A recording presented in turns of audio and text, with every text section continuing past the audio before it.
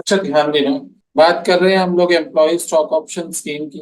क्या लिखा हुआ है इसमें? A company may offer option to its employees and employees directors to subscribe shares of the company at lower than its market value or fair value at a future date। भाई, employees को एक option दिया जा सकता है। क्या option दिया जा सकता है? कि वो परचेज कर सकते हैं शेयर्स को than its market value. Market value से कम प्राइस पे परचेज कर सकते हैं, और वो भी या फिर फेयर वैल्यू पे परचेज कर सकते हैं at a future date. Simple सी बात है, डिस्काउंट पे ले सकते हैं at a future date. It is known as employ stock option plan. इसे क्या कहते हैं? Employ stock option plan. It being an option granted by the company.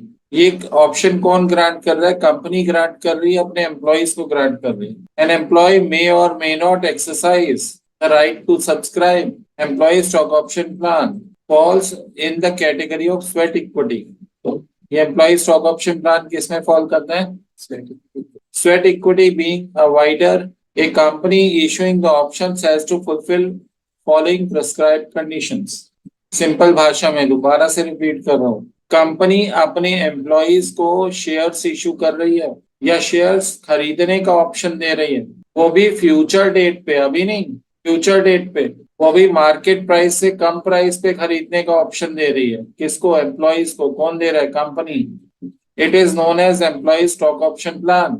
यहाँ क्या ग्रांट किया जा रहा है? एक ऑप्शन दिया जा रहा है एम्प्लॉयज को, कंपनी की तरफ से दिया जा रहा है। चाहे तो एम्प्लॉयज उस ऑप्शन को एक्सरसाइज करें, चाहे तो एक्सरसाइज ना करें। मतलब कंपनी ने जो शेयर्स ऑफर किए हैं वो एम्प्लॉयज खरीदे या ना खरीदे, उनकी मर्जी है, उनको ऑप्शन दिया गया है। और ये स्वेट इशू की कैटेगरी में आता है। किसकी कैटेगरी में आता है? Sweat equity. Sweat equity shares की कैटेगरी में आता है। यस बच्चों, कंसेप्ट क्लियर है? Yes sir. बच्चों, वही शेयर्स एम्प्लॉय स्टॉक ऑप्शन में दिए जा सकते हैं जो ऑलरेडी इशूड हो। मतलब ऐसे शेयर्स जो पहले इशू नहीं किए गए वो एम्प्लॉय स्टॉक ऑप्शन में नहीं दे सकते। इसके लिए ऑथराइज करना होगा स्पेशल रेजोल्यूशन से। मतलब अगर कोई company employee stock option plan निकालना चाहती है तो उसे स्पेशल रेजोल्यूशन पास करना होगा जनरल मीटिंग में। The resolution specifies the number of shares. उसमें बताया जाएगा कितने शेयर्स ऑफर किए जा रहे हैं एम्प्लॉयज को। ठीक है, उनका करंट मार्केट प्राइस क्या है, consideration if any, and the class or classes of directors or employees to whom such equity shares are to be issued. और ये एम्प्लॉय स्टॉक ऑप्शन प्लान निकाला किसके लिए जा रहा है ये भी क्लैरिफाई करना होगा। कंसेप्ट क्लियर है बच्चों? डायरेक्टर्स के लिए ये इशू निकाला जा रहा है, एम्प्लॉयज के लिए निकाला जा रहा है। क्लियरली मेंशन करना होगा जब स्पेशल रेजोल्यूशन पास करेंगे तब। Not less than 1 year has at the date of issue lapsed since the date on which the company had commenced the business. बच्चों, कंपनी बिजनेस शुरू करने के 1 साल बाद ही एम्प्लॉय स्टॉक ऑप्शन प्लान निकाल सकती है। बिजनेस शुरू करने के कम से कम 1 साल बाद। उससे ज्यादा हो दिक्कत नहीं है, उससे कम नहीं होना चाहिए। These shares are issued in accordance with SEBI regulations if the company is listed or if the shares are listed. Objective of issuing employee stock option plan to provide an incentive to draw, retain and reward employees of the company. भाई, employees का motivation high रखने के लिए, उन्हें incentivise करने के लिए, उन एम्प्लॉयज को रिटेन करने के लिए कि भाई आपकी कंपनी में हम आपको शेयर्स दे रहे हैं, आप इसमें जॉब करते हो, डायरेक्टर हो, हम आपको कंपनी के शेयर दे रहे हैं, आपको ऑनरशिप भी दे रहे हैं। या एक तरह से रिवॉर्ड देने के लिए एम्प्लॉयज को एम्प्लॉय स्टॉक ऑप्शन प्लान दिया जाता है। मोटिवेट नीचे लिखा हुआ है, to motivate employees to contribute to the growth and profitability of the company. Company. भाई, आपके पास कंपनी के शेयर हैं, जो कंपनी को प्रॉफिट होगा उसमें कुछ हिस्सा आपको भी मिलेगा। अगर कोई पर्सन फ्रॉड कर रहा है तो आपको भी गुस्सा आएगा कि भाई ये कंपनी के साथ फ्रॉड कर रहा है, इससे सभी शेयर होल्डर्स के प्रॉफिट्स कम हो जाएंगे, हमारा भी नुकसान होगा, हमारे शेयर्स के प्राइसेस भी कम हो सकते हैं। मतलब कहीं से कहीं आप, कहीं ना कहीं आप कंपनी से थोड़ा कनेक्टेड फील करोगे क्योंकि आपके पास भी कंपनी के कुछ शेयर्स हैं। तो आप फ्रॉड को इग्नोर नहीं करोगे आंखें बंद करके। ठीक है ना?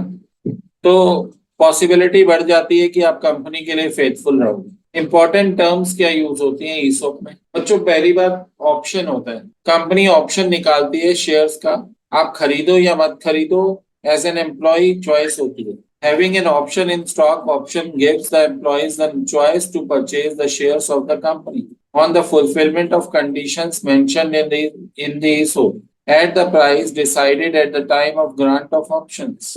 बच्चों प्राइस पहले से ही फिक्स कर दिया जाता है कि ये शेयर्स आपको इस प्राइस पे दिए जाएंगे और आपके पास ऑप्शन होता है कि आप उसे परचेज करो या ना करो. Grant the eligibility of a particular employee for the grant of stock option is based on his role and performance, hence grant of option. भाई एम्प्लॉय का रोल क्या है उसके ऊपर डिपेंड करता है, उसकी परफॉर्मेंस क्या है उसके ऊपर डिपेंड करता है कि उसे ऑप्शन दिया जाएगा. जरूरी नहीं है सभी एम्प्लॉयज के लिए, हो सकता है कुछ एम्प्लॉयज को ऑप्शन ग्रांट किया गया परचेज करने का ऑप्शन. वेस्टिंग, वेस्टिंग में दो कंपोनेंट्स हैं, vesting percentage and vesting period. Vesting period implies the period on the completion of which the said portion can be exercised. भाई इतने टाइम के बाद आप शेयर के लिए अप्लाई कर सकते हैं. That is vesting period.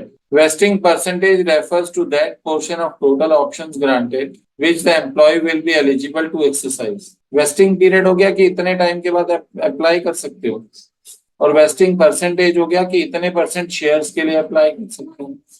अच्छा बात करते हैं एक्सरसाइज की. The activity of converting the options granted to an employee into shares.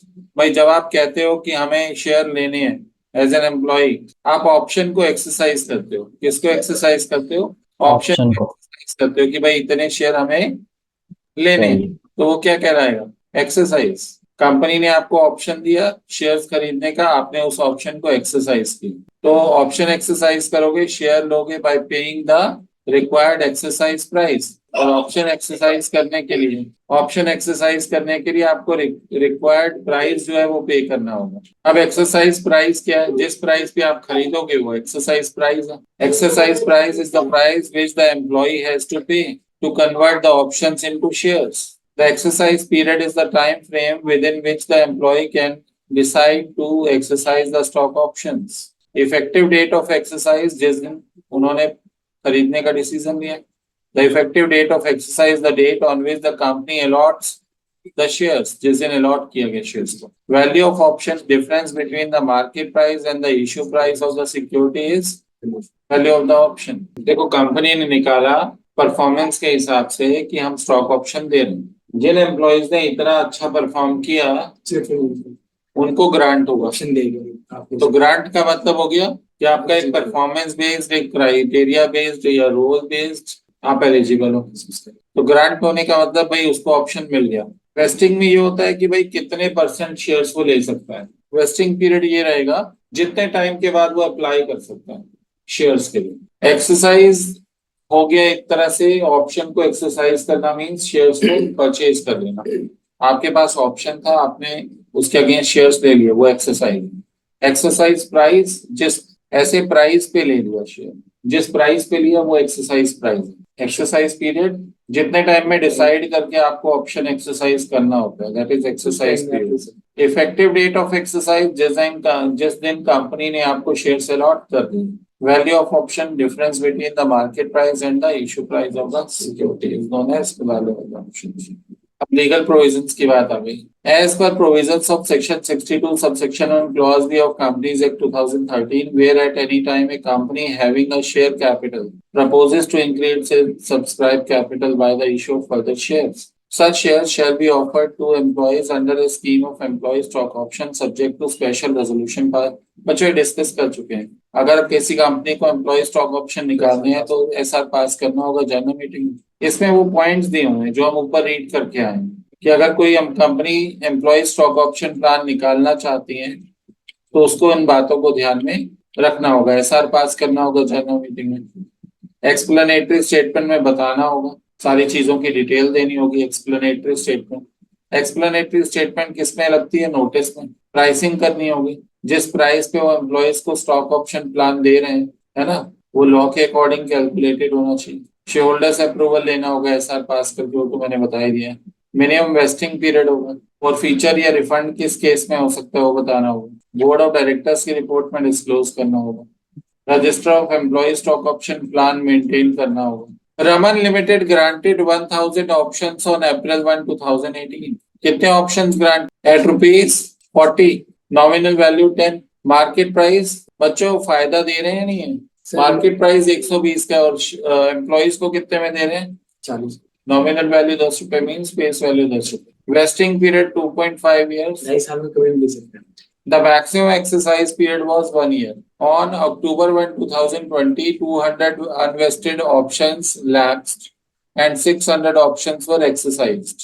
Date दी हुई है, ये कह रहे हैं 200 options lapse हो गए और 600 options जो है exercise किए हैं।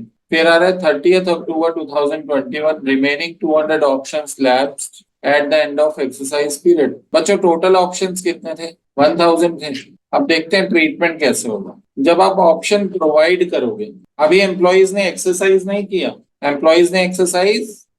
अभी कंपनी ऑप्शन दे रही है, तो एंट्री क्या करेंगे? यहाँ पर ये जो अकाउंट ओपन होंगे ये आपको याद करने पड़ेंगे।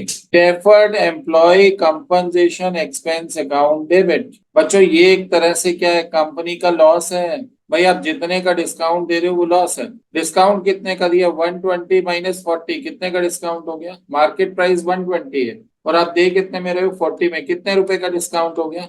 80 रुपीज का। और 1000 ऑप्शन है, तो टोटल कितना डिस्काउंट हो गया? 80 इंटू 1000, 80,000। तो ये लॉस है कंपनी के लिए। कंपनी इसे क्या कर देगी? डेबिट। सर अभी एक्सरसाइज थोड़ा ही किया है, कोई बात नहीं, एक्सरसाइज नहीं किया, लेकिन कंपनी ने तो अपनी तरफ से ऑप्शन दे दिया ना। तो एंट्री क्या होगी? Deferred employee compensation expense account debit, employee stock option outstanding account. भाई अभी तो आउटस्टैंडिंग ही है ना। सर फिर क्या करेंगे? मुझे तो लग रहा है इसे राइट ऑफ करेंगे। 2.5 साल का टाइम है, 2.5 से डिवाइड करना, वैसे कितना? 80,000 डिवाइडेड बाय 2.5। मुझे लगता है 32,000 राइट ऑफ होगा हर साल। 32,000 और लास्ट में 16,000 राइट ऑफ होना चाहिए। बाकी देखते हैं क्या होगा। ऑप्शन तो हमने निकाल दिया बच्चों। अब क्या आ गया? जब फाइनेंशियल ईयर क्लोज हुआ तो क्योंकि 2.5 साल में था, 2.5 से डिवाइड कर दिया तो कितना आया? 32,000। एक साल कंप्लीट होने पे हमने कितना राइट ऑफ किया है? 32,000। Employee compensation expense account debit to deferred employee compensation expense account. ये ऊपर अकाउंट ओपन किया था हमने डेफर्ड वाला, पहली एंट्री में इसे डेबिट किया था, डेफर्ड वाले अकाउंट को। देख रहे हो, पहली एंट्री में डेफर्ड अकाउंट को डेबिट किया था। अब राइट ऑफ करते टाइम इसे क्या कर देंगे? इस डेफर्ड वाले अकाउंट को सर क्रेडिट कर देंगे। ऊपर किया था, यहाँ क्या कर देंगे? क्रेडिट कर देंगे। और डेबिट किससे करेंगे? Employ compensation expense account, employ compensation expense account को डेबिट करेंगे। सर मेन क्वेश्चन ये आएगा बच्चों के माइंड में, सर क्यों कर रहे हैं ऐसा? बच्चों जो बेनिफिट एम्प्लॉइज के लिए है ये कंपनी की कॉस्ट है। सही बात है। अगर एम्प्लॉय को शेयर दे रहे हैं डिस्काउंट पे तो कंपनी के लिए क्या है? कॉस्ट कह लो, लॉस कह लो। और कॉस्ट और लॉस को कहाँ से राइट ऑफ किया जाता है? P&L अकाउंट से। बच्चों 2.5 साल में 80,000 रुपए का डिस्काउंट दिया, पर ईयर कितना होगा? डिवाइड कर देंगे 2.5 से। डिवाइड कर दिया 2.5 से। फर्स्ट ईयर में 32,000 राइट ऑफ होगा, सेकेंड ईयर में 32 और लास्ट में 16,000, क्योंकि 0.5 है और लास्ट में आधा राइट ऑफ होगा। जो बचा हुआ होगा वो राइट ऑफ होगा। 80 में से 32 माइनस करोगे तो कितना आ जाएगा? लास्ट में 16,000।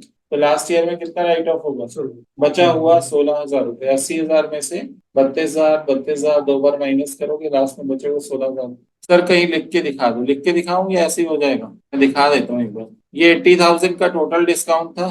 फर्स्ट ईयर के एंड में 31 मार्च 2019 को कितना राइट ऑफ किया है? फर्स्ट ईयर के एंड में। 32। फिर सेकेंड ईयर के एंड में देखो, डेट देखो, 31 मार्च 2020, एक साल बाद की बात है। फिर कितना राइट ऑफ किया? 32,000। और अब आधे साल के बाद, मार्च के बाद 6 मंथ्स कब कंप्लीट होते हैं? अक्टूबर में। कब कंप्लीट हो रहे हैं? अक्टूबर। खैर इसकी एंट्री को भी डिस्कस कर लेंगे। जो बैलेंस बचा वो 16,000 है। पहली 3 एंट्रियां तो क्लियर हो गई, 80,000 वाली, फिर 2 साल राइट ऑफ वाली, employee compensation expense account debit to deferred employee compensation expense account. फिर ये कह रहे हैं कि कुछ ऑप्शन लैप्स हो गए। कब लैप्स हुए? सर लैप्स हुए किस डेट को? Let's see. On October 1, 2020। Question में देखो, ऑन अक्टूबर 1, 2020 200 अनवेस्टेड लैप्स और 600 ने अपना ऑप्शन एक्सरसाइज कर लिया। तो जो लैप्स हो गए उनकी अक्टूबर में एंट्री करेंगे, अक्टूबर में एंट्री करेंगे। सर ये कैसे निकालेंगे? ये देखते हैं। हमारा आउटस्टैंडिंग अकाउंट जाएगा 200 शेयर 80 रुपए के हिसाब से। कितना आ गया? 200 अनवेस्टेड ऑप्शन 16,000। लैप्स हुए, 200 अनवेस्टेड ऑप्शन लैप्स हुए, तो 200 इंटू 80 16,000 तो आ गया employee stock option outstanding account. भाई आउटस्टैंडिंग अकाउंट से इतने शेयर लैप्स हो गए। अच्छा इसमें से कितना राइट ऑफ कर चुके हैं? सर इसमें से 2 साल के बराबर राइट ऑफ